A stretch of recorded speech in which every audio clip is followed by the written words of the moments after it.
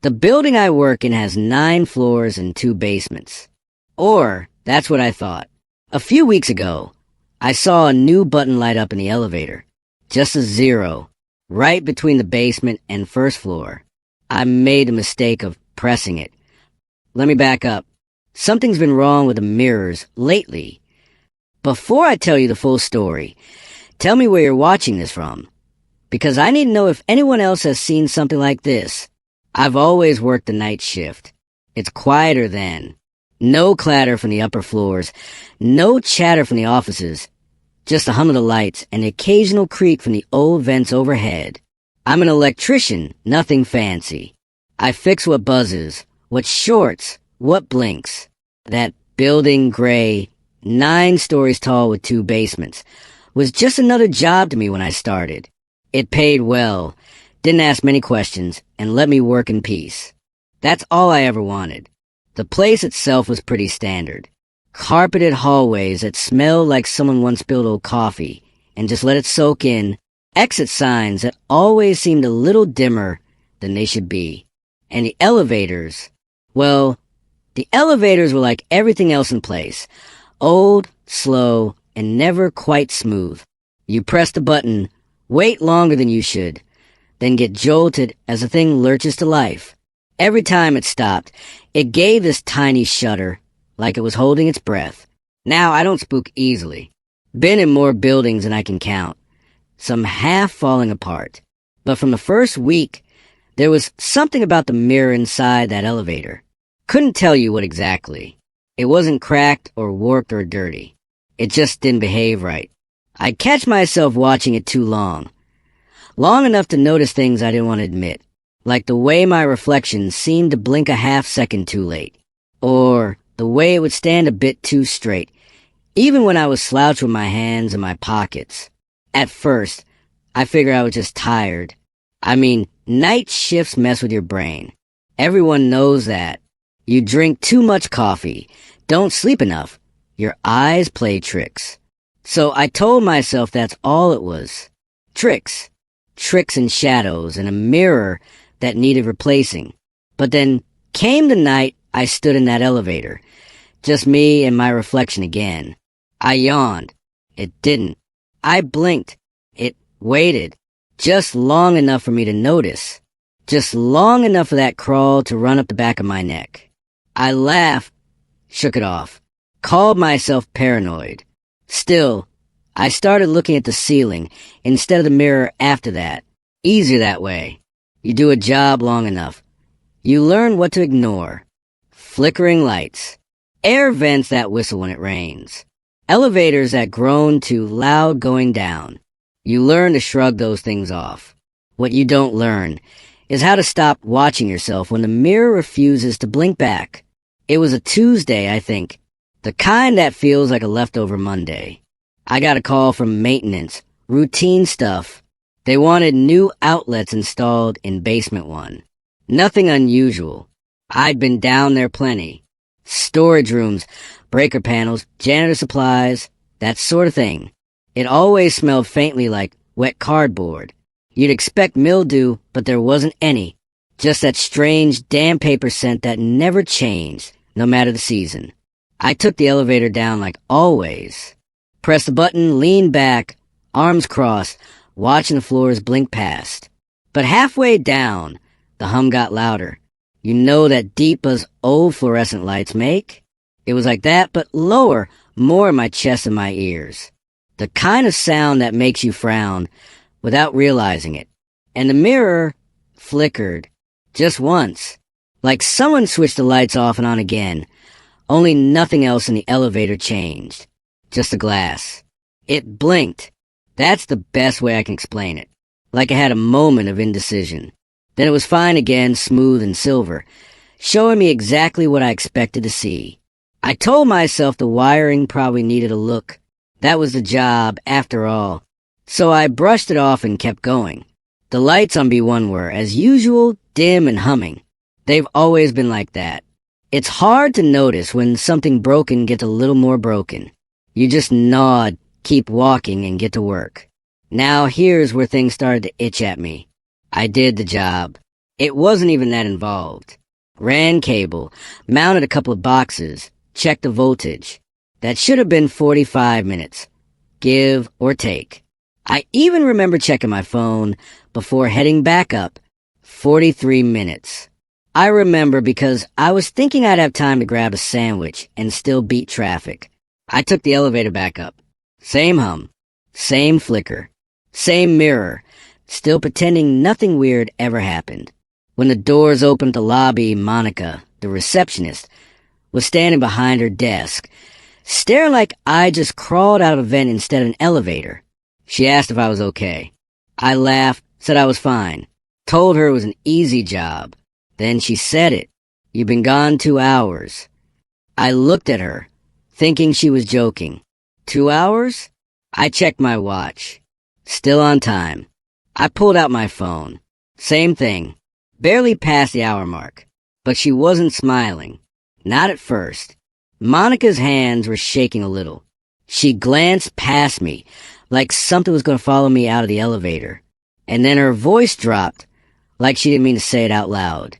It always starts in the basement. Just like that. Then she blinked, slow, like her eyes were resetting, and smiled like nothing had happened. Offered me coffee. Cream or sugar. Like we hadn't just slipped into the middle of a sentence I wasn't supposed to hear. I didn't say anything. Just took the cup, nodded, and sat in the break room until my hands stopped fidgeting. I wasn't cold. I wasn't scared. I just didn't want to go back downstairs. Not that day. Still haven't figured out what made her say that. Maybe she was tired. Maybe I imagined it. But I keep thinking about that flicker in the mirror. That blink that didn't match mine. And the fact that when I looked into my coffee, I could have sworn I saw something move. It started small. Just little things. Names, mostly. I walked past Rick in the hallway. Same guy I'd seen nearly every night for the last 3 years. He always wore those steel-toe boots and that stupid ball cap with the faded logo. But this time he said, "Hey, Robbie," like that had always been his name. I thought maybe I misheard. So I asked him about it later, casual. And he looked at me, blank, like I'd asked what color the sky was. "I've always been Robbie," he said. Then he chuckled and walked off. Later that day, someone else said the same thing. Not about Robbie, about another guy. Martin, I think, called him Matthew. I corrected them. They frowned. No one argued. They just blinked, then smiled, like I'd told a joke they didn't get, but were pretending they did. And it wasn't just names.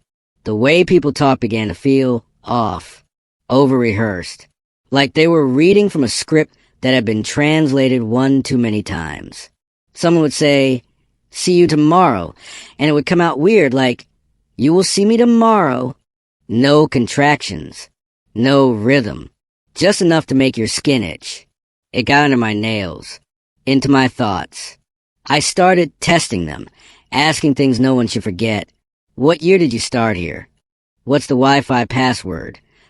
Do you remember that fire drill last spring? Sometimes they'd answer too quickly. Other times, they'd pause way too long, like they were buffering. Then one night, I passed a guy in the stairwell. I didn't know him. Mid-40s maybe, carrying a mop and a pale gray bucket. I nodded.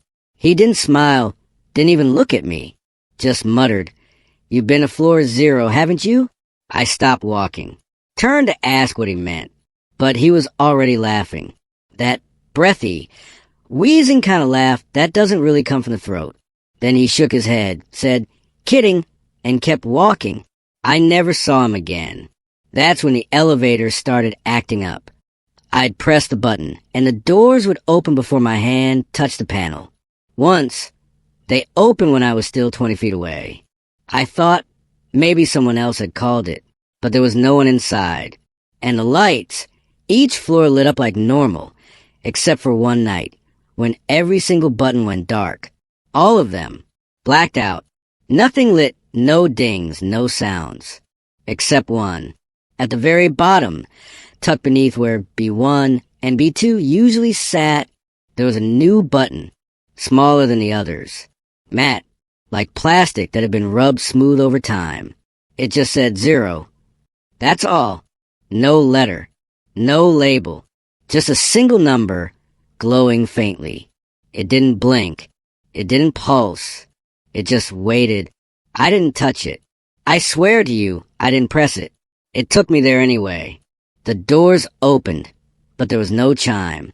No welcome tone. Just a low, electrical hum that prickled in my ears. The hallway in front of me didn't belong to the building. I'd worked that place for over a decade.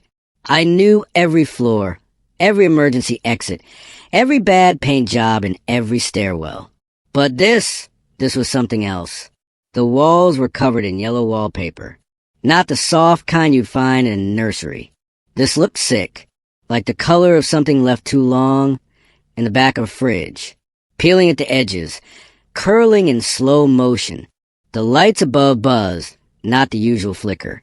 This was deeper, more rhythmic, like they were breathing. And at the far end of the hallway, I saw myself, standing perfectly still. Facing me, he wasn't moving. Not a blink, not a twitch. Just standing there in my same work shirt, boots, even the tear in the left knee of my pants. But the longer I stared, the more things started to slip. The shape of his shoulders was off. Too straight. His arms hung too low. Like the joints didn't know where they were supposed to bend. I took a step forward. He didn't. But something about the space between us felt thinner. Like with each breath I took, the air itself pulled him closer. Not by his own feet. Like he was being drawn forward. There were doors on either side of the hallway. Each one labeled with a strange number. 0A, 0B, 0C, and so on.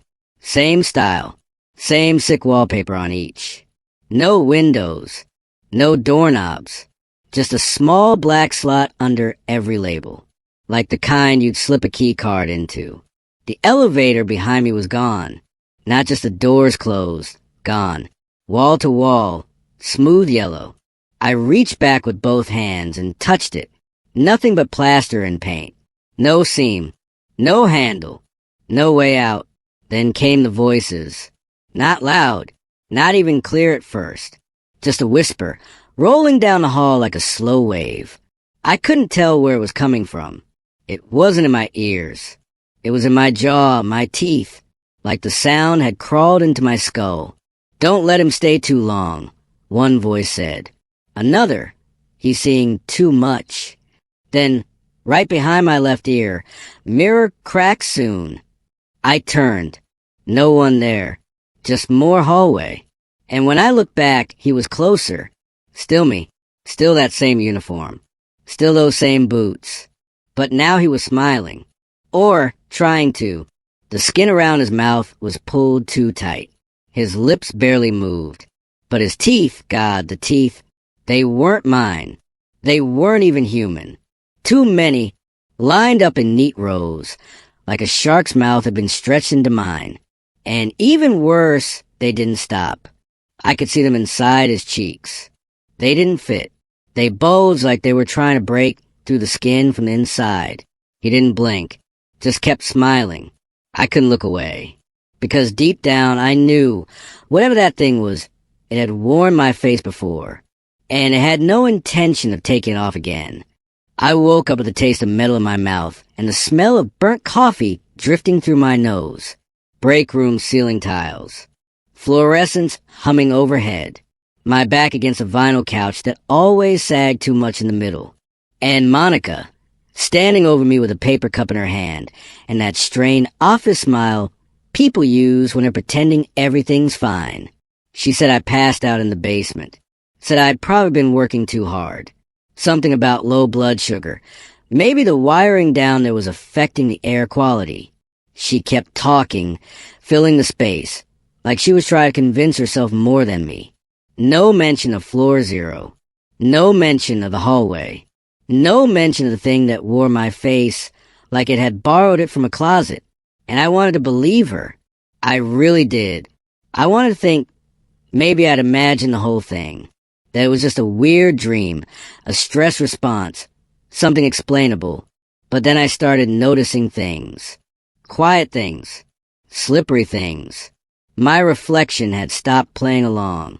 It used to be just a second too slow. A blink behind. A tilt of the head that felt late. But now, it just stared. I could wave, shrug, rub my eyes. The man in the mirror didn't move. He just watched. Sometimes I caught him smiling faintly, like he knew something I didn't. Other times, he stood perfectly still, his arms at his sides, even as I brushed my teeth or scratched my cheek. At work, people started congratulating me.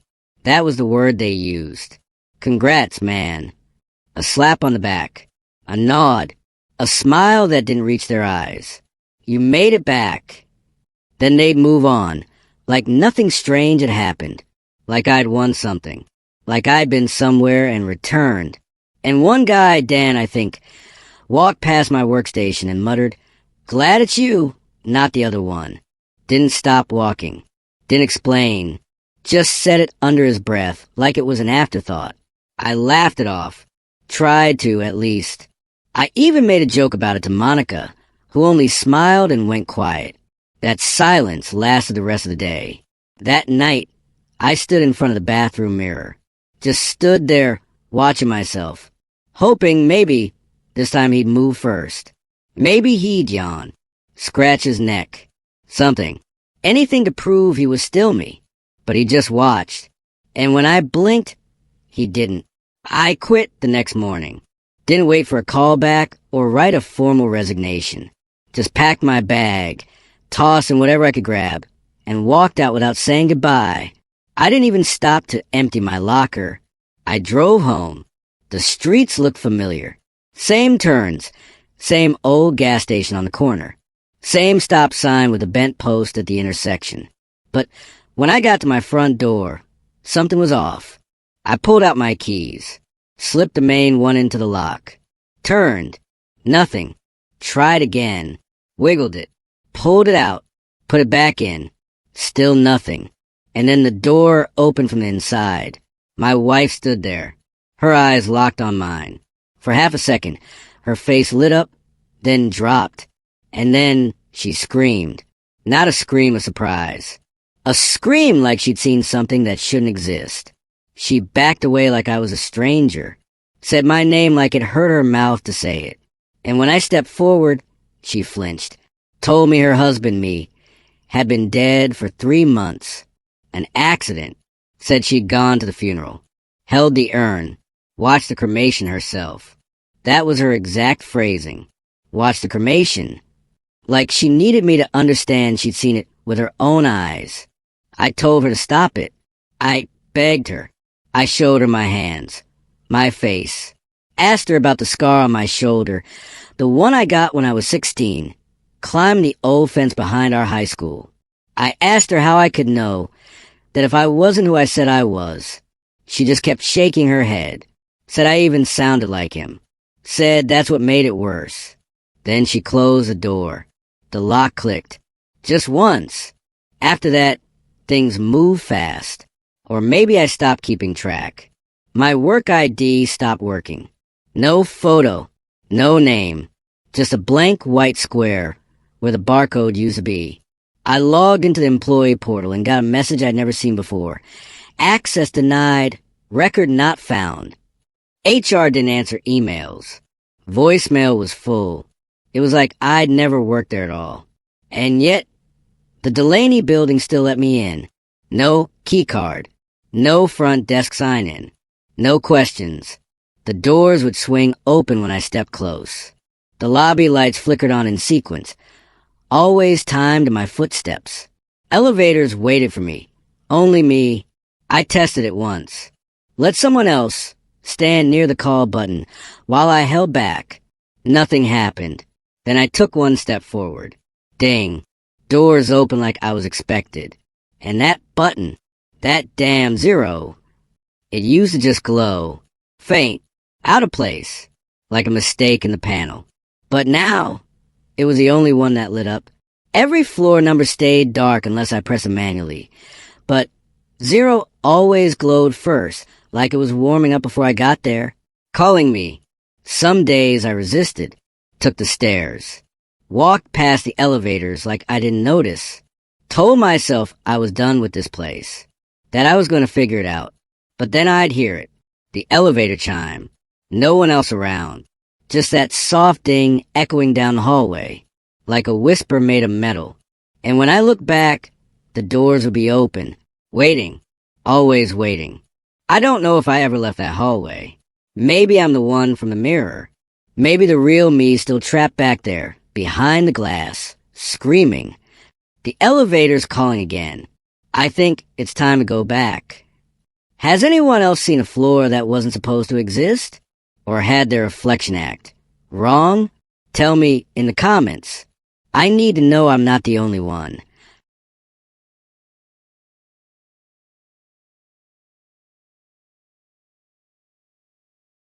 What if I told you there's a film so haunted, it didn't just scare its audience, it changed them? The director swore it was fiction until the footage started editing itself. This is the story of Alan Voss and the movie that consumed him. Comment cursed if you're brave enough to keep watching. Alan Voss wasn't just another director. He had a reputation. Films so raw, so real, they didn't just entertain. They left scars. The kind of movies that made people sit in silence long after the credits rolled, like they'd been hollowed out and filled with someone else's pain. And that's exactly what he wanted. Then he found the Blackwood Apartments. The place was a graveyard of cracked walls and peeling wallpaper, still smelling faintly of smoke decades after the fire. The kind of ruin that made your skin prickle the second you stepped inside, like the air itself was holding its breath. The official report called it an accident. Faulty wiring, they said.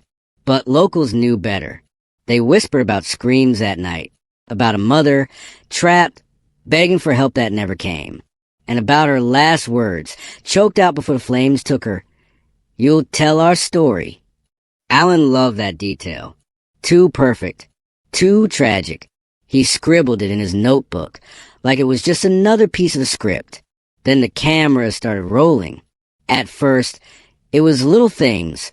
Things you could almost explain away. A shadow moving where no one stood. A sudden chill in the middle of a take.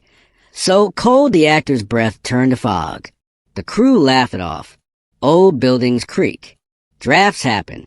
But then Marcus, the lead, started changing.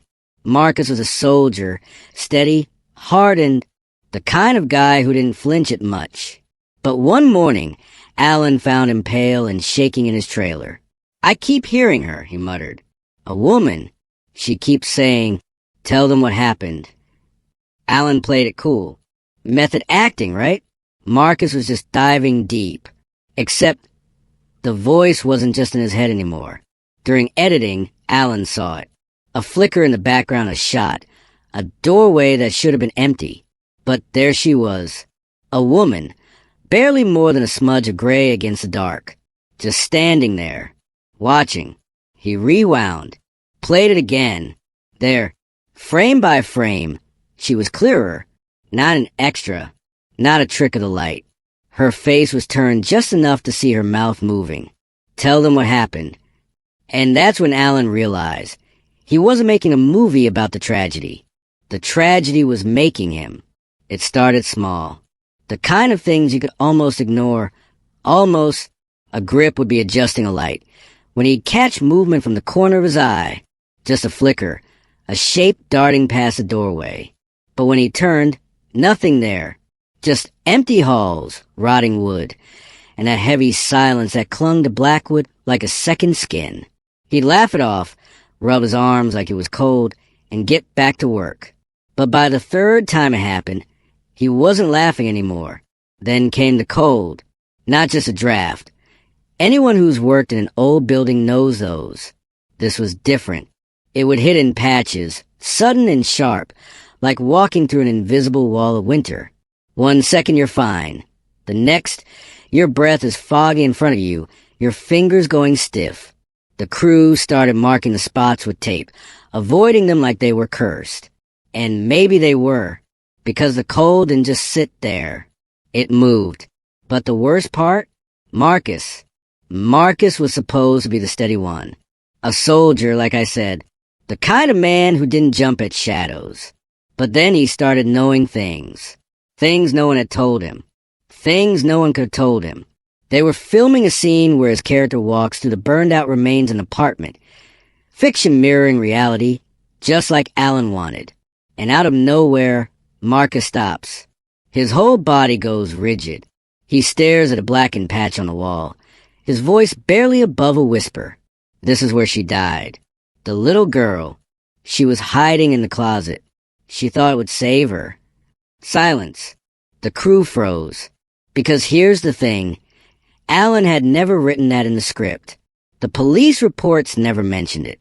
There was no little girl hiding in a closet. At least, not in any version of the story anyone knew. Then, from somewhere deep in the building, a sound. Faint, almost lost under the hum of equipment. A child's laughter. Distant, echoing, and gone before anyone could even react. That was the moment the crew stopped pretending this was just another shoot. That was the moment they realized Blackwood wasn't just a setting. It was a character, and it was rewriting the script. Alan always worked late. There was something about the quiet of an empty editing bay, the glow of the screen in the dark, that helped him see the truth of his films. But that night, the footage showed him something else entirely. He was reviewing the day's takes, scrubbing through the scenes with tired eyes. Just another routine check. Or so he thought. Then he saw it.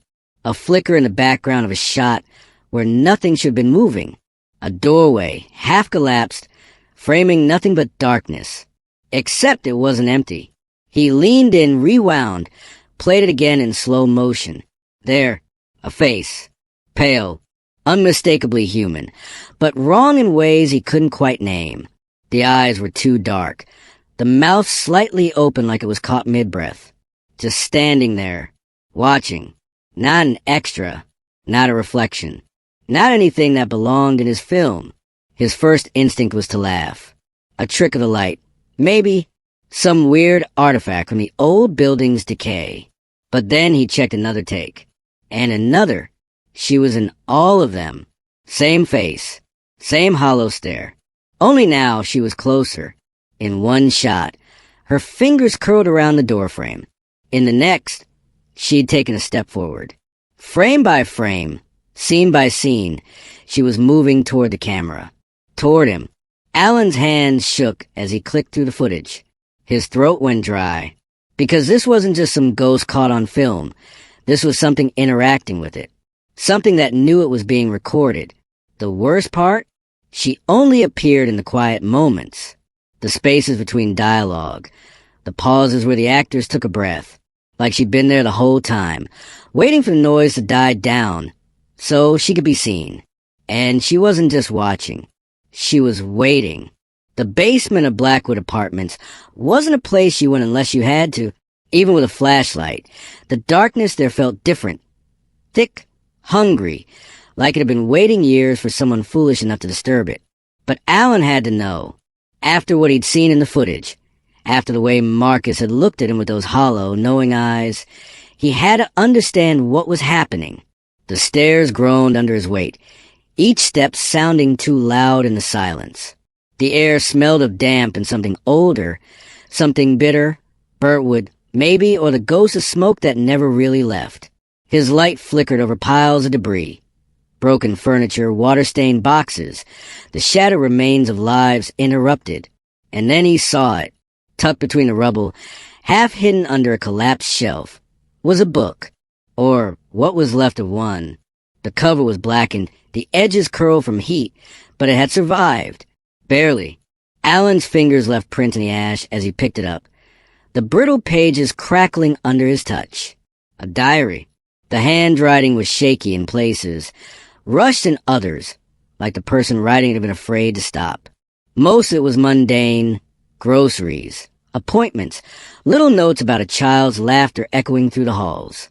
But as he turned the pages, the entries changed. The words grew tighter, more desperate. He's watching us again. The super won't do anything. Says I'm imagining things. The locks don't stop him. He has keys. And then near the end, the ink smeared in places from tears or from fingers shaking too badly to write cleanly.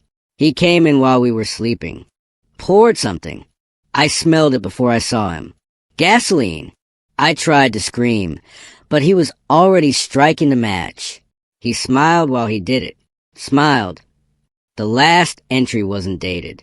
Just 3 sentences, written so hard the pen had nearly torn to the paper. If we burn, you'll burn with us.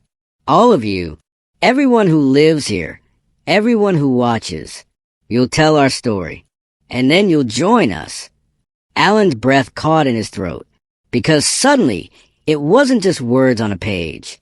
It was a promise, one that had been waiting decades to be kept, and he'd just woken it up. Alan stopped sleeping. Not by choice.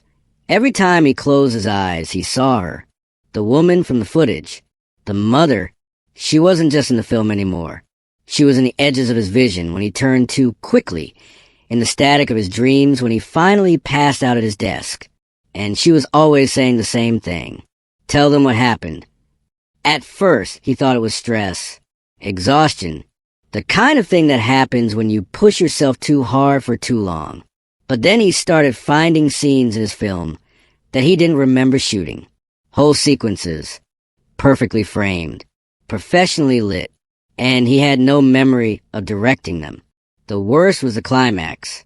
It was supposed to be symbolic, smoke, shadows, the actor running through a burning hallway. But when Alan reviewed the footage, it wasn't Marcus on screen anymore. It was someone else. A child's small hands beating against a locked door. A woman screaming. Not acting, not performing, but raw, animal terror caught on film. The camera shook like whoever was holding it was running. Stumbling, the flames licking at the edges of the frame. It wasn't a recreation. It was a real thing.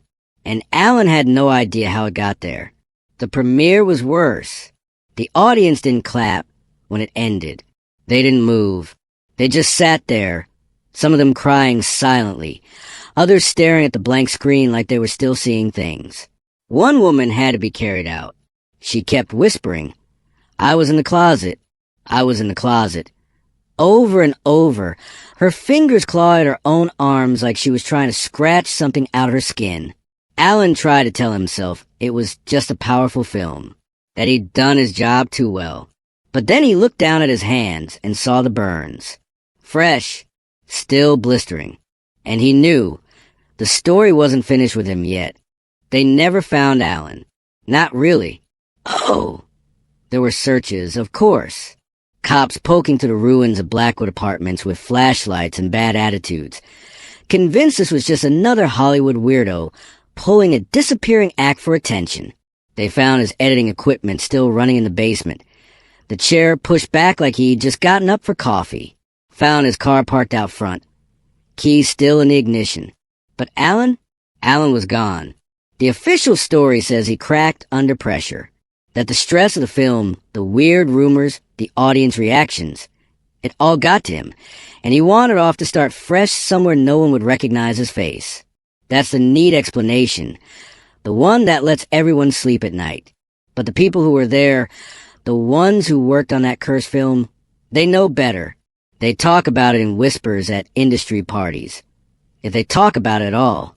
How sometimes, if you drive past Blackwood late at night, you can see a single light burning in the basement window. How the glow isn't steady like a bulb should be, but flickers and jumps like an old film projector. The studio locked the movie away, of course. Buried it deep in their archives with 6 legal warnings slapped on the case.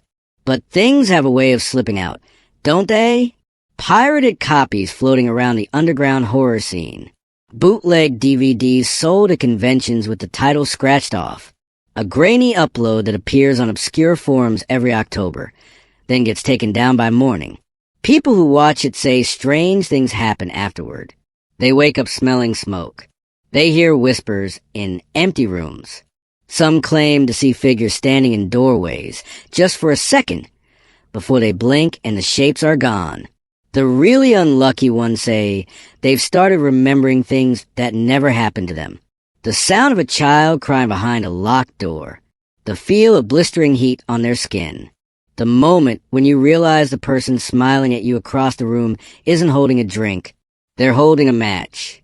So if you ever come across a film called Coming Home, if you ever see that title scrawled on an unmarked tape or catch it flashing across your screen in some dark corner of the internet, ask yourself one question. Do you really want to know how the story ends? This story messed me up. Do you think Alan's still out there, or did the film take him somewhere worse? Drop your theories below. And if you want more cursed tales, hit subscribe, because trust me, we've only scratched the surface.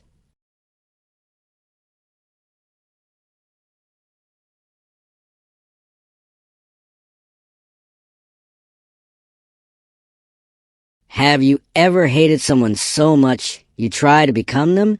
I used to count the hairs on my arms every night. Now I wake up tangled in hers, and she's not even dead. Before I tell you what happened, tell me, where you watching G from? I want to know who's listening right now. The dream came back again the next night. Same thing. Elise sitting on the end of her bed, brushing her hair like always. But this time, she didn't stop. She just kept brushing, over and over, even when the strands started to pull loose, even when the skin started to give way.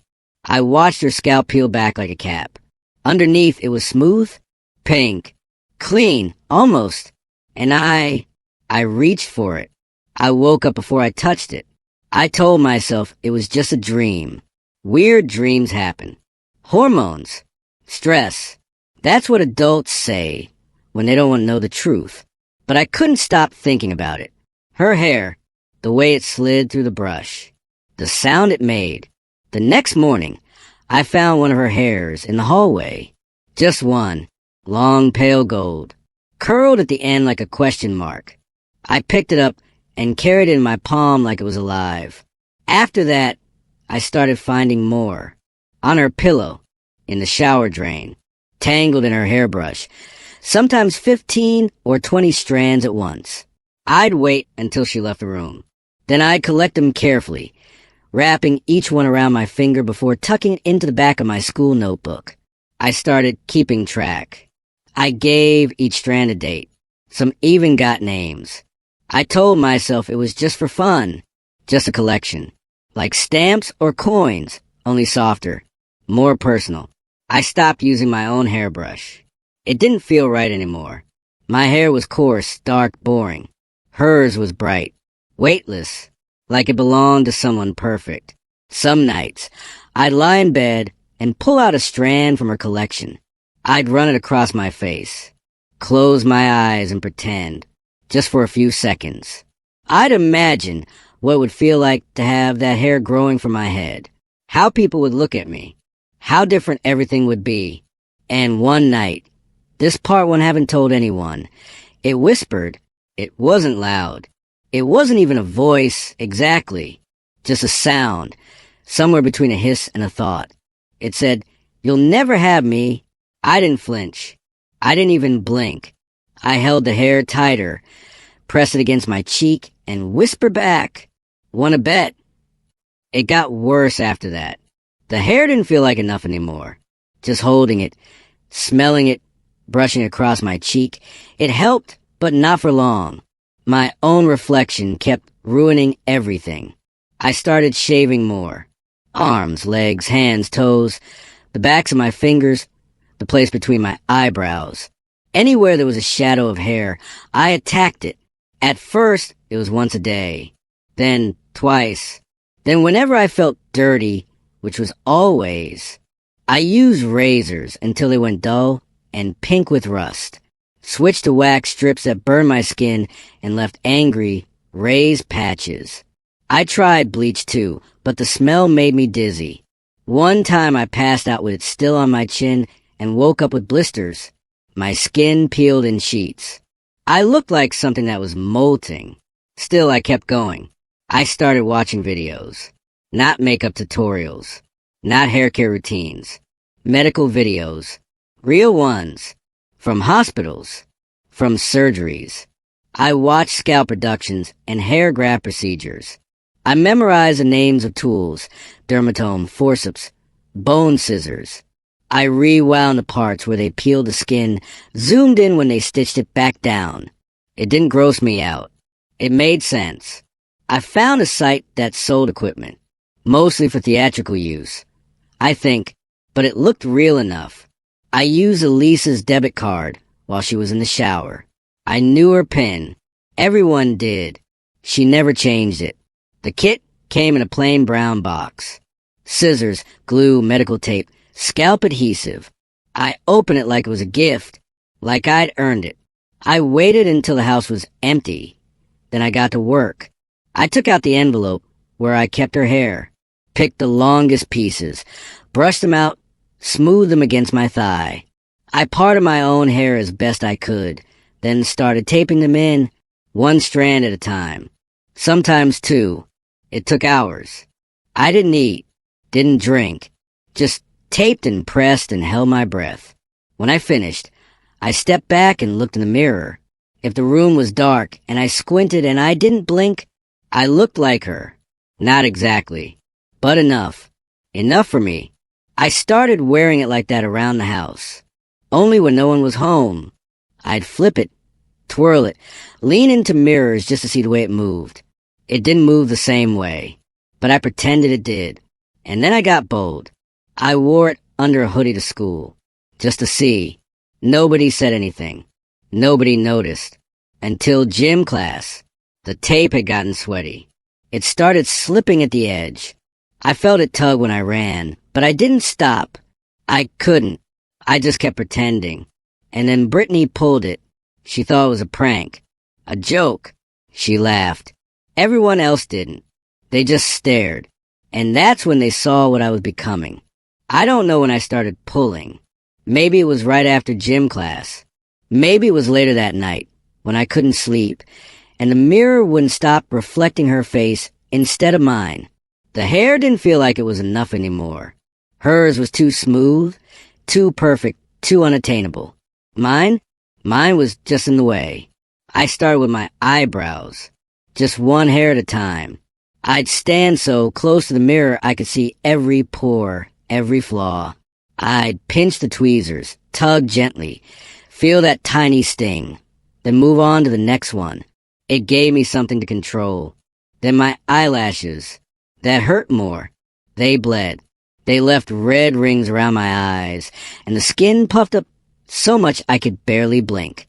My eyelids stuck together in the morning. Eventually my face didn't look like a face anymore. It looked swollen. Wrong. I avoided mirrors during the day, but I still found myself crawling back to them at night, just to see how much of me was left. Elise noticed. Finally, she didn't talk to me. She went straight to Mom. I heard them in the hallway. Her voice was low, but it carried, like she didn't even care if I heard. "She looks disgusting," she said. "Seriously, I think she needs a doctor or something." A doctor? I didn't need a doctor. I didn't need help. I needed hair. I sat on the bathroom floor with my knees pressed to my chest, listening to them whisper like I was a disease in the next room. My skin felt like it didn't belong to me anymore. Everything on my body had started to feel borrowed, temporary, except the hair. Hers. That was the only thing that felt real. That night, I went into the kitchen after everyone had gone to bed. I turned on the light. I opened the drawer. I found the biggest knife we owned and held it in both hands, like it was some kind of answer. Like maybe it could fix the way I felt inside. I didn't want to hurt anyone. That wasn't the plan. I just needed something permanent. Something that couldn't be ripped away or laughed at or exposed in front of a gym full of girls. So I scrubbed the blade under hot water. Then I poured alcohol over it, watched it drip down the sink. And then I waited, quiet, still, listening to the house breathe around me, because I knew what I was going to do. And this time, no one was going to stop me. I don't remember opening her door. My hand did it on its own, like it had rehearsed it 1,000 times. The hallway was dark, but her room, it always caught the light. Even the moon loved her more. She slept with her mouth slightly open, one arm thrown over her head, hair everywhere. It pooled around her pillow, like it belonged to someone in a painting. I just stood there, watching it shift with each breath she took. That color, it never looked real. Gold and silver all tangled together. Soft as feathers, glowing like it had its own source of light. I used to think I hated her, but I didn't. I loved her. I really did. I just wanted to be her, not in a silly way, not dress up or copying her handwriting. I wanted it under my skin. I wanted it in my bones. I wanted to wake up and have her face. I wanted to walk into school and feel eyes follow me the way they followed her. I didn't want to disappear anymore. The knife felt warm in my hand. I don't remember walking over to her. I don't remember kneeling next to the bed, but I remember that sound. When the blade touched her scalp for the first time, she screamed. Loud, raw. She thrashed, tried to grab me. Her nails caught my cheek, but I held on. I kept going. The second time, she didn't scream. Her eyes stayed open, but the rest of her just stopped. There was so much blood. I hadn't planned for that. It soaked her pillow, her sheets, my shirt, but her hair was still beautiful, even drenched, even warm. I don't remember the stapler. I think I got it from Dad's office. I think I used a mirror in the hallway. I think I used my own fingers to press the edges into place. My scalp stung, burned, bled, but it fit perfectly. When I looked up and saw her reflection on my face, I smiled. For the first time in my entire life, I smiled. They found me in the garage. I was sitting on the concrete, right in front of Dad's old mirror, the one with a crack down the center. I don't know how long I'd been there. Could have been hours. Could have been days. My knees hurt, my nails were full of dried blood, and the tape had started to curl. The hair, her hair, was sliding down the side of my face, slipping off like wet leaves in a storm. I kept trying to press it back into place. I remember using both hands, palms sticky, forehead raw. I just wanted it to stay, just a little longer. They took me somewhere after that. I didn't cry. I didn't scream. I just remember the white walls and the way everything smelled like lemon wipes and old soap. No mirrors, no glass, no razors. They even check my fingernails. They still do. They say I'm not allowed sharp things, or long sleeves. I overheard one of the nurses say I was a risk. I guess that means to myself. I guess that makes sense. Elise lived. That part still confuses people. They don't get how she survived. I don't either, really. She wears wigs now. Expensive ones. She gets them shipped from Italy. I saw one in a magazine. Blonde. Wavy. But it doesn't look the same. Her face changed. It's quieter now. She doesn't visit. They asked me once if I'd like to write her a letter. I said no. The hair they shaved off my head never grew back. At least, not the way it used to. There's this patch near my crown that always feels strange. Tender. I touch it sometimes, gently, like I'm afraid of waking something up, because sometimes, late at night, when everything's still, I feel it move, just a little, like it's shifting, or twitching, like it's remembering something. I try to lie still when that happens. I don't want to disturb it, because I think she's still in there, somewhere. I think she wants it back, and I'm not ready to give it up. I never thought I'd do something like this, something so desperate, so wrong. But when you watch someone you love every day, wishing you could be them, it messes with your head. My sister Elise, she had the perfect hair. Golden, shining, everything I wanted. I started collecting her hair, strand from her brush, her pillow, anything I could find. It wasn't enough, so I taped pieces to my scalp, trying to become her, hoping no one would notice. But one day, during gym class, the tape slipped. Brittany pulled it, and everything was exposed. That's when it all went downhill. I started ripping out my eyebrows, eyelashes, anything to hide what I wasn't. Elise told Mom I was gross. She said I needed help. I didn't want help. I needed hair. That night, I took a knife, and I made a choice. Do you think obsession can change who we are? Or does it just tear us apart? If you want to hear the whole story and find out what really happened, hit subscribe and stay with me. This isn't over. Not yet. Has anyone else ever felt like their own body was enough? Or that someone else's beauty was haunting you? Let me know what you think is really going on here. I'm curious to know if anyone has ever become someone else and survived.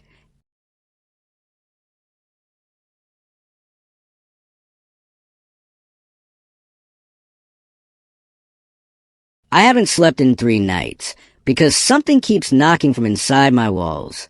And last night it tapped out my name in Morse code. Type where you're watching from, and let me know if you've ever heard knocking when no one was there. It started with my cousin, Riley.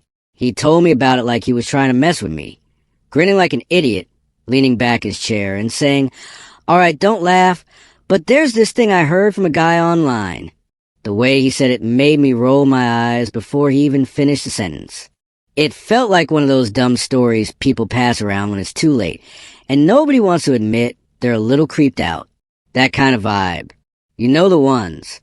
A friend of a friend saw it. Somebody's cousin went missing. Classic internet horror. He said it was called the Muerto Blanco. I had no idea what that meant, but he was dead serious for once, which was weird, because Riley joked about everything.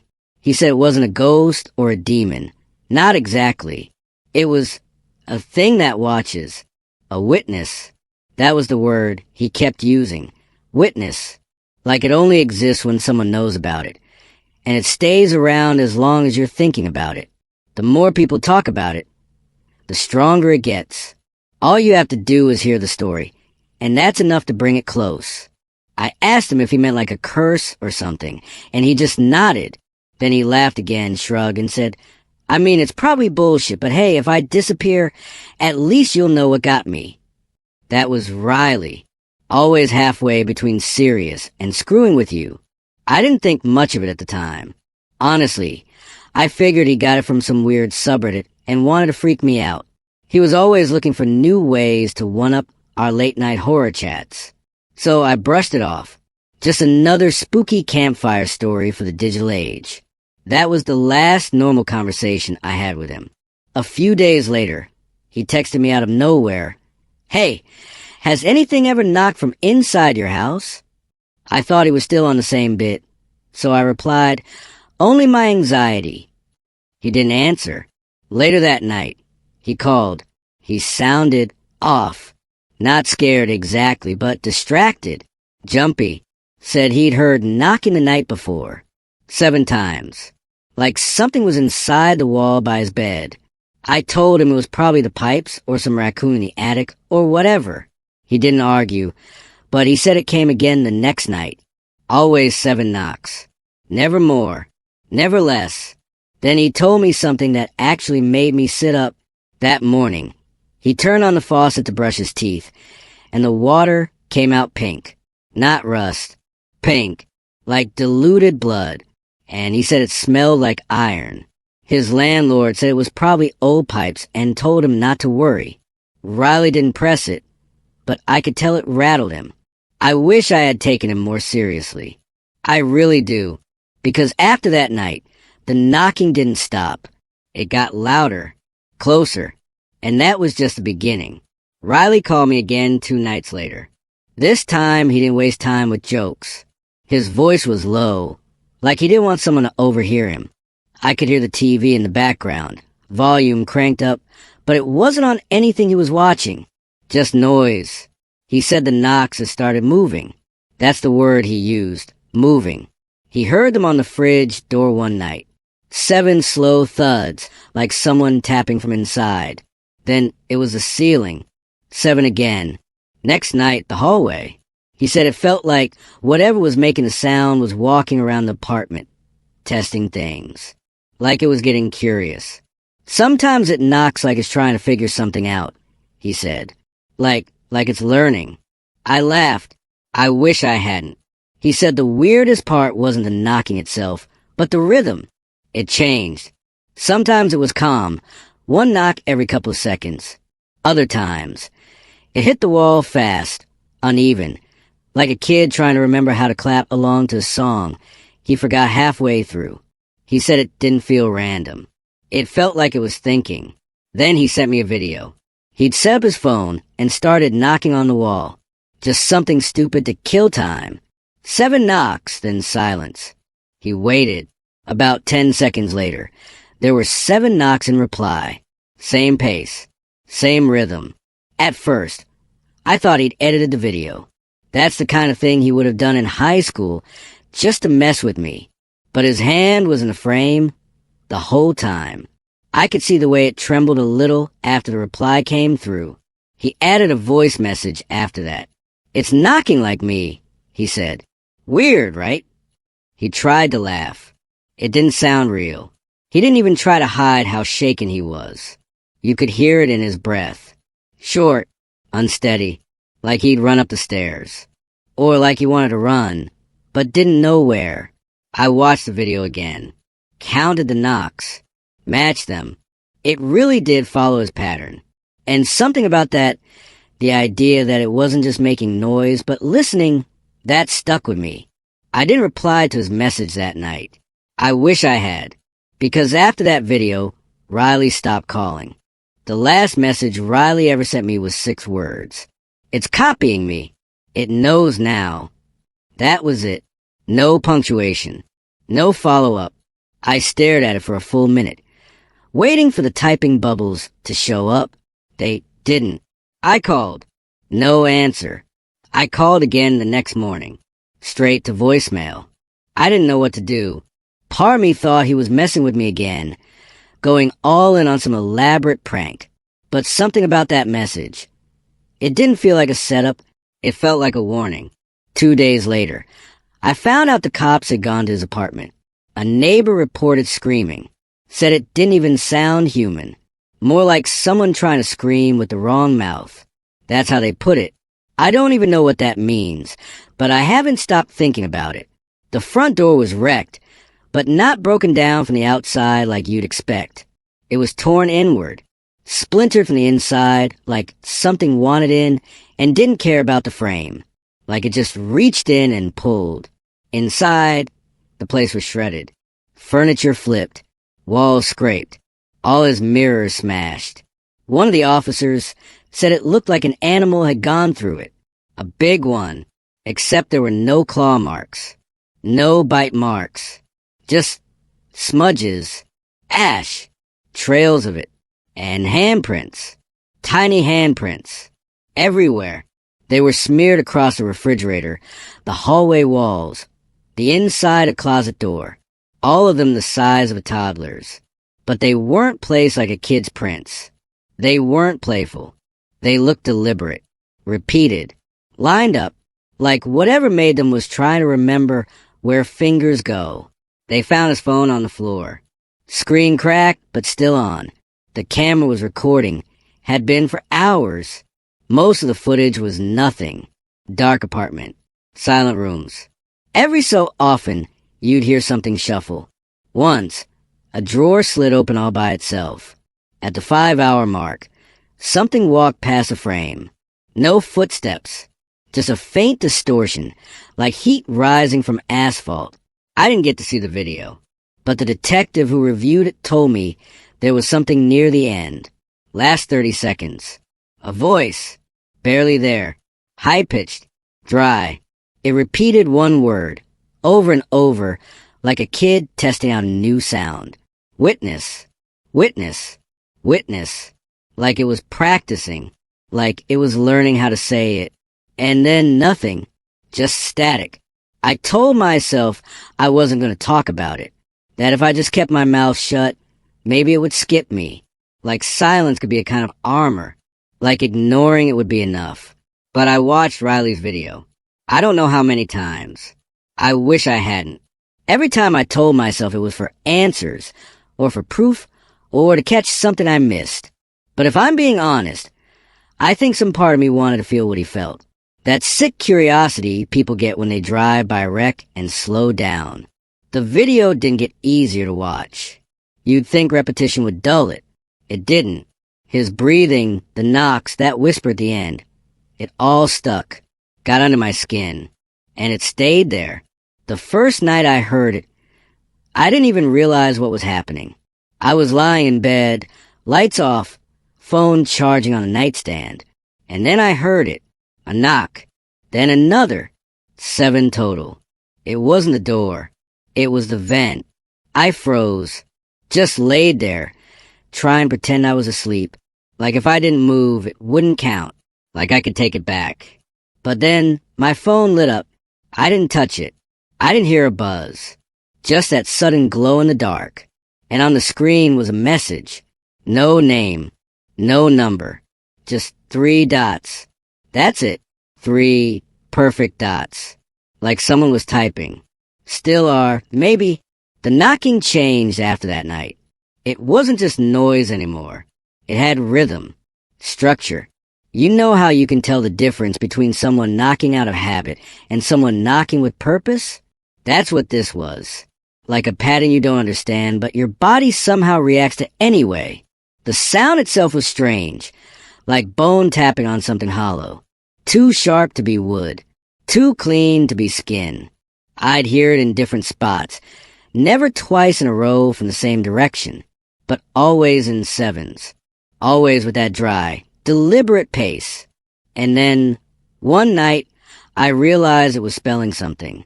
I was lying there, counting like I always did, just trying to keep my brain busy so I wouldn't freak out. Tap, tap, pause, tap, pause, tap, tap, tap. I didn't want to believe it, but it kept doing it, over and over. Tap, tap, pause, tap, pause, tap, tap, tap. Morse code. I looked it up. It was spelling my name. I didn't sleep that night. Things got worse. The knocks stopped being just knocks. One night, I noticed they were syncing with my heartbeat. I sat there in bed, holding my chest, and I swear, every time my heart thumped, I heard a knock somewhere in the room. And when I got scared and my heart started racing, the knocks followed. That was the night I got the call. It was my friend Jay. He sounded off, like he was half laughing, half scared. Dude, he said, someone's knocking outside, but it's your ringtone. Like, it's knocking your ringtone. You send someone over here to mess with me? I said, what are you talking of? And that was it. Cut off. Just like that. A scream. Then nothing. It stopped following the rules after Jay. 7 knocks? That was just the beginning. Now it changes every single night. Some nights it counts down. 7, 6, 5, until it reaches 1. Then silence. Other times it waits. It lets me speak, and then knocks to echo the last thing I said. Word for word. Like it's taking notes. Like it wants to remember how I sound. One night, it did something that made me sit up and just stare at nothing for hours. It knocked a lullaby. Not just any lullaby.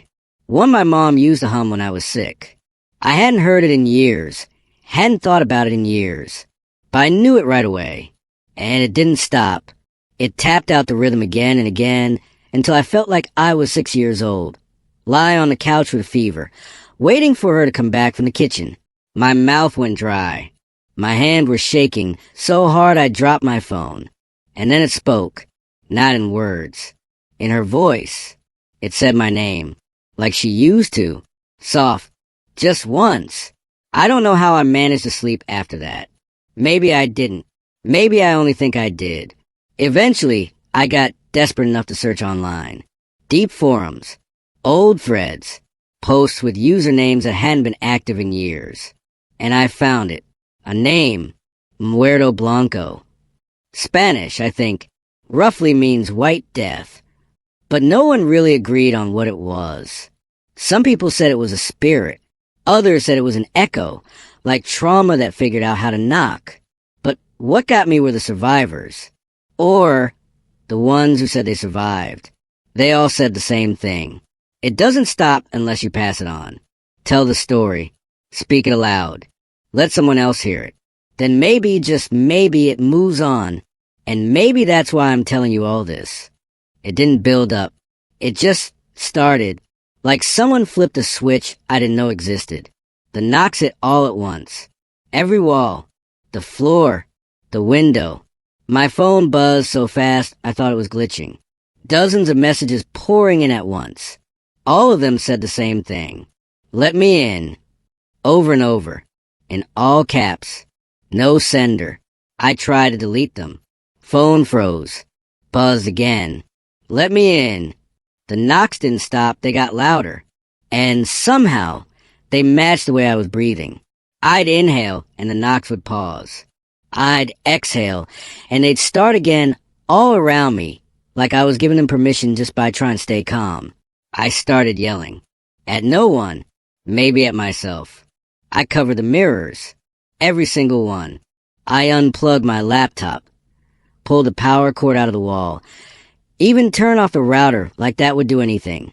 Then I turned off my phone. And it stopped. I stood there, in the middle of my room, with my heart racing so fast I couldn't tell if it was me shaking or the floor. Everything was still. No more buzzing. No knocks. Just the hum of silence. I didn't move. Not for a minute. Not for 10. Then there was a sound. Not in front of me. Not behind the wall. Not in the ceiling or under the floor. It was right behind me. A single knock. Close. Closer than anything should ever be. And I knew I wasn't alone. I haven't told anyone else. Until now. I thought if I stayed quiet, it would go away. That maybe it was just meant for me. But silence didn't help. If anything, it made things worse. So maybe speaking it out loud or writing it down, maybe that's the only way to keep it moving. To push it forward. Or away. I don't know anymore. And I'm sorry if you're still listening. Because once you hear about it, really hear, it tends to stick. That's how it gets in. It doesn't need you to believe. It just needs you to know. And now you do. The first knock always comes at 3:33 a.m. I don't use an alarm anymore. I don't need to. I wake up right before it starts. Every time. Sometimes it's from the vents. Sometimes the pipes. A few times, it came from inside the headboard. I tried moving rooms. That didn't help. I tried staying at a friend's place. That was worse. It followed. Or maybe it was already there, waiting. If it happens to you, count the knocks. Listen carefully. Don't assume it's random. It won't be. It never is. Last night, it tapped out my name. I counted each hit, every pause, every beat between. I even wrote it down to be sure I wasn't imagining it. Same number of letters. Same rhythm. Like it was spelling me. I haven't slept in 3 nights. Not because I'm scared, though I am, but because I'm afraid if I drift off, it'll get closer. That whatever's knocking will figure out how to come through. Or maybe, just maybe, I'll start knocking back without meaning to. Without realizing I'm the one answering. So now you know. If you hear it, any knock at all, anywhere, at 3:33 in the morning, don't just lie there. Count. And if the rhythm feels familiar, if it feels like your name, whatever you do, don't say out loud. It's listening. And now, so are you? Would you answer the knock if it sounded like your mom's voice? Or your own? Comment what you think is really going on.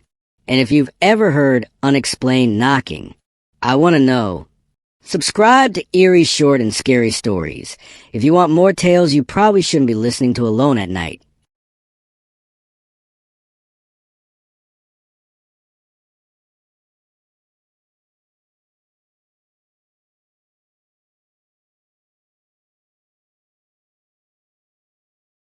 I haven't slept in days because something in my house melts light bulbs and whispers in my voice. I don't know what it wants, but it's changing the house. And I think it's starting to change me. Where are you watching from tonight? Somewhere well lit, I hope? I just needed somewhere quiet. That was it. A place with 4 walls, a roof, and no memories. I didn't care about charm or location. I didn't even care about the neighborhood. I just wanted space to breathe. When I found a listing online, it felt like the universe was giving me a break. The photos were plain.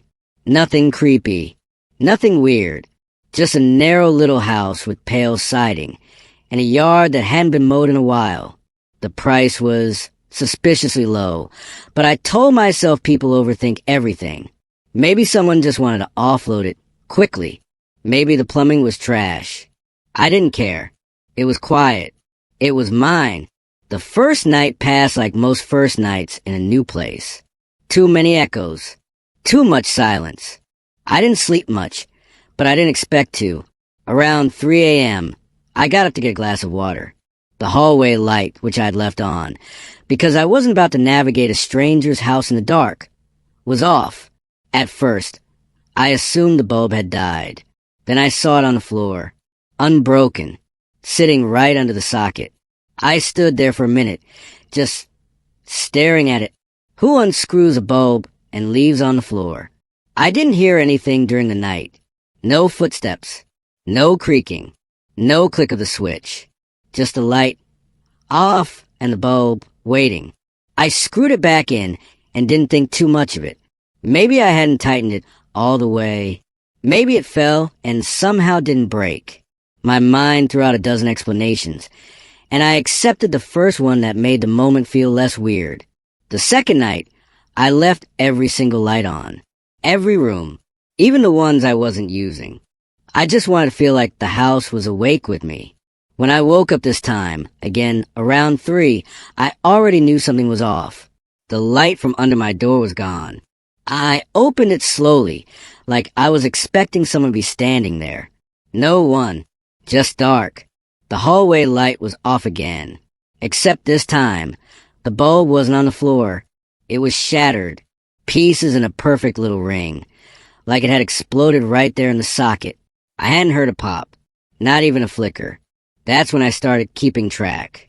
Not in a notebook or anything. Just mentally. A little counter in my head. Every time the lights went out, they came back wrong. Not always broken.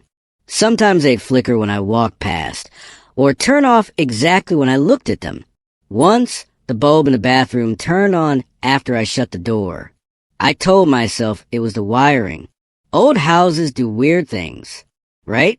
Then came the morning I walked out the front door and found myself staring at the backyard. Same house, same door, just no street, no mailbox, no sidewalk, grass up to my knees, and the same rusted shed I'd seen out the back window the day I moved in. I didn't move. I didn't speak. I just stood there, one hand still on the knob, trying to figure out what part of the house I'd come from. I backed up slowly, shut the door, and stood in the entryway for a long time. I kept thinking I must have opened the wrong door. Maybe I was tired. Maybe I was facing the wrong direction. But when I opened it again, still holding my breath, it was the backyard. The front door didn't face the street anymore. And I don't remember hearing it move. I stopped inviting people over.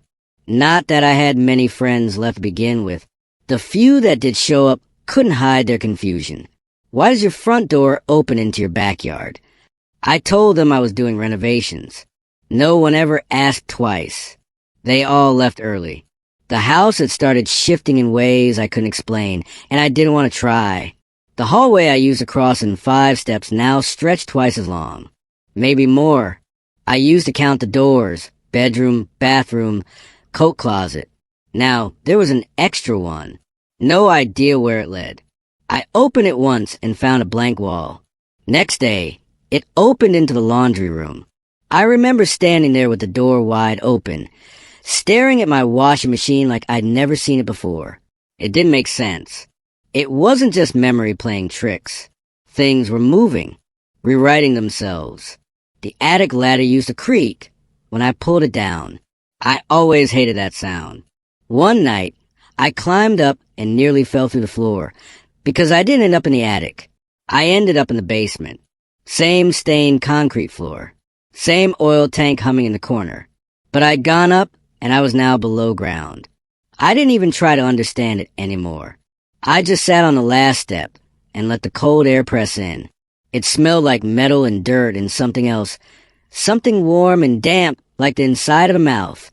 I kept feeling like I was being breathed on, even when nothing moved. Then came the faucet. I turned it on to wash my hands. The water came out slow, like the pipes were tired. I reached for the soap, looked back, and the water wasn't falling into sink. It was rising. Tiny streams climbing upward in thin strands, curling in the air like smoke. No noise, just a soft hiss where it left the spout, and then up. My hand passed right through it, and it was cold, freezing, colder than any water I've ever touched. I shut it off. It kept going. I left it and walked out of the room. When I came back, the sink was dry. The air smelled sharp, almost metallic. The lights started flickering after that, one at a time, always just outside whatever room I was in. I'd hear the hum drop, feel the shadows stretch. Then it would snap back, like the house was trying to catch me off guard, but hadn't quite figured out how. Then the walls started changing. I didn't notice at first, but one night, I ran my hand along the hallway, something I'd done 100 times without thinking, and it gave, like the wallpaper wasn't glued down. I pressed a little harder and felt it shift. Warm, slightly damp.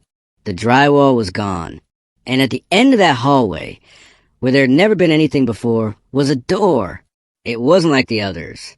No frame, no knob, just a slab of black wood, smooth and quiet, like it had always been there but waited until now to show itself. I didn't touch it. I still haven't. But some nights, I wake up facing that hallway. Lights off, door closed, and I could swear it's closer. I stopped using most of the lights. Not out of fear. At first, it was just habit. I'd flip the switch, and instead of steady glow, the bulbs would crackle and spark like they were shorting out. The light would stutter, on and off, too fast to follow. Then the walls began to respond. I didn't notice it until I paused one night in the kitchen, waiting for the flickering to settle. I leaned back against the wall, reached for a glass, and felt something shift behind me. At first, I thought it was just the house settling. Maybe a pipe expanding or the wood creaking. But it happened again. A dull thump under my hand. Then another. I turned around and placed my palm flat against the drywall. It was warm, warmer than the room, and it was beating. Slow, steady pulses, just like a heart. I stood there for a long time. Every part of me wanted to move, to leave, but I couldn't stop pressing my hand to that wall. Each beat came a little harder, like whatever was back there knew I was listening. After that night, the shadows started acting wrong. It wasn't just the absence of light anymore. They moved. I caught it first in the corner of my eye, something sliding just out of frame. I'd turn and it'd be still again, but the feeling stuck. That sense that something had just slipped away before I could catch it. And it didn't stop. Every time the lights flickered, they'd come alive, edges bending where they shouldn't, angles sharpening into shapes. I'd look down the hallway and see them stretch toward me like fingers, then snap back as soon as I blinked. Sometimes they didn't wait for the dark. There was one morning, early, maybe 5 a.m., when I sat up in bed, and the ceiling was moving. It swelled like lungs taking in air. Not fast, slow, gentle, almost, in and out, in and out. I just watched, until I saw it. It dropped from the far corner of the ceiling. I didn't hear it. There was no sound. It just moved.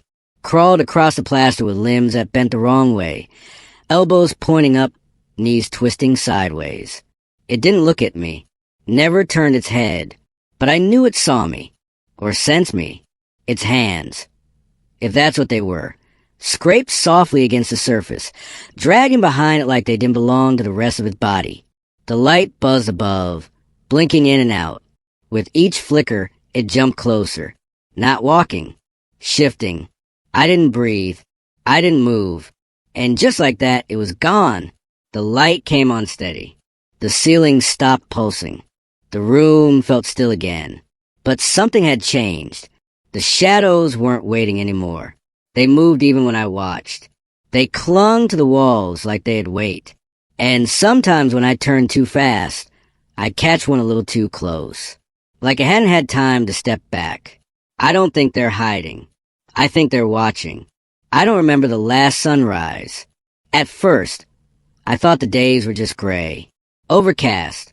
Maybe I'd just been sleeping through the morning without realizing it. But then I checked the time. 6 a.m., 7, 10, noon, still dark. Not even a hint of light on the horizon.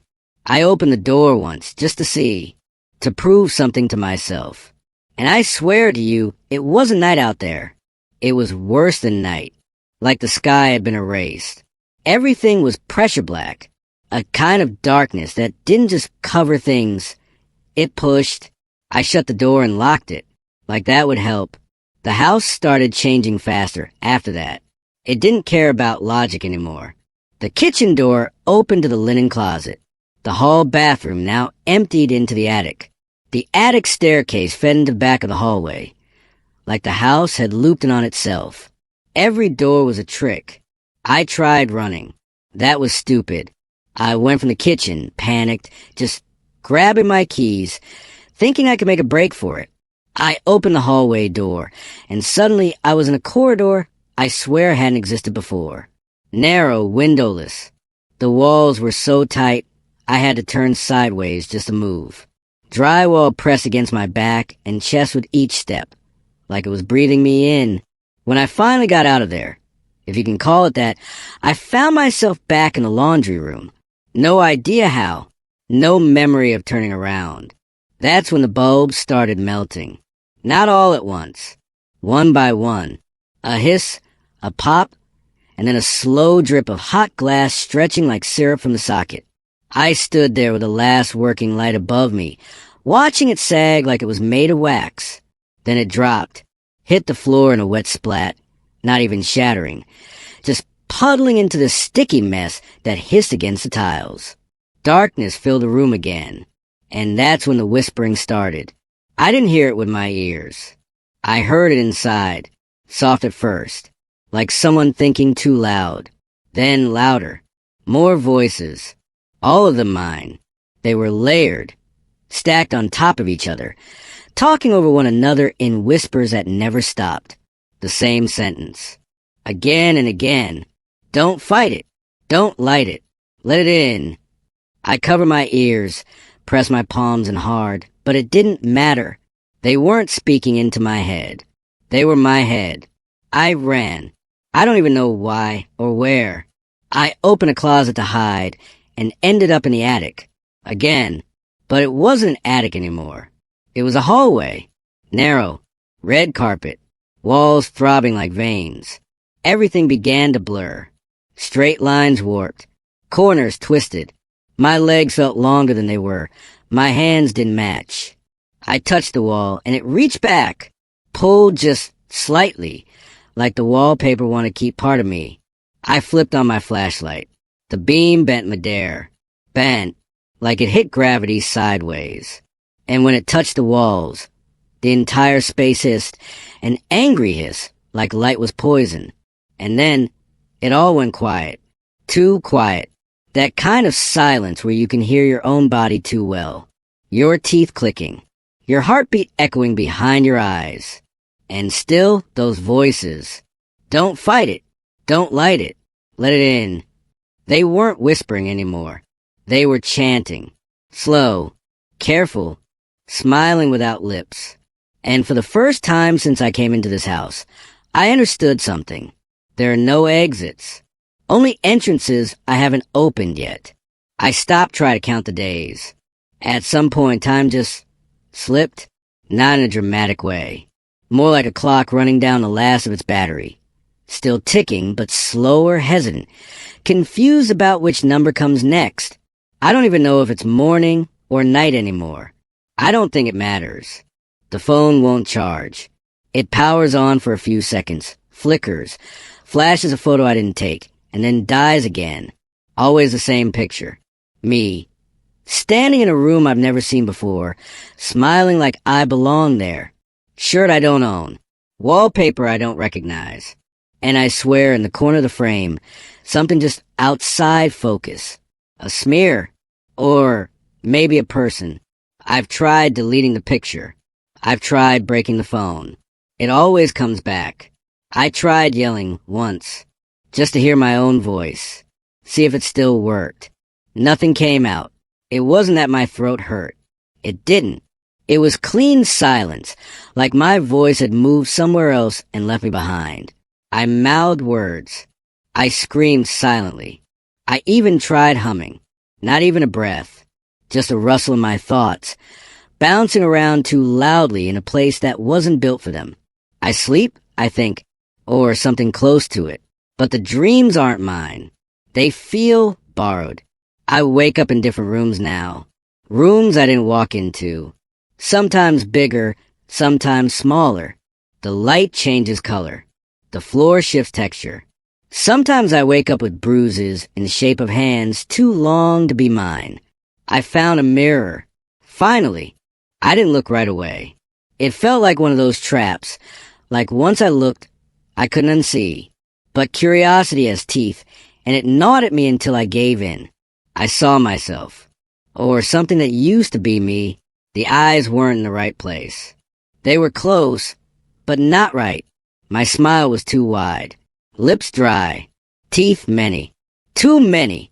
My reflection blinked twice, then tilted its head, like it was waiting for me to say something.